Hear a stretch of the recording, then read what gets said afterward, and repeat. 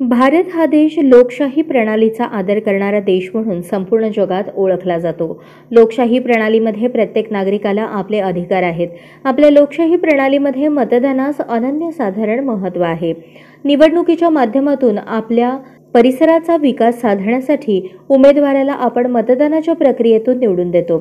आपण कुठलीही जात धर्म समोर न ठेवता राष्ट्र उभारणीसाठी मतदारांनी मतदान करावे व आपल्या घरातील आजूबाजूला मतदान करण्यास प्रवृत्त करावे असे आवाहन जिल्हाधिकारी कुमार आशीर्वाद यांनी केले आहे।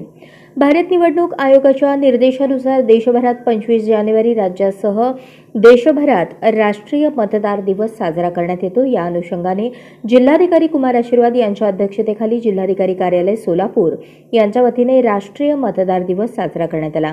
यावेळी कार्यक्रमात जिल्हा पोलीस अधीक्षक श्री सरदेश पांडे, महसूल उपजिल्हाधिकारी अमृत नाटेकर, उपजिल्हा निवडणूक अधिकारी गणेश निराळी, प्रांताधिकारी सदाशिव पडदुणे, विठ्ठल उदमाले तसेच महसूलचे अधिकारी कर्मचारी उपस्थित होते।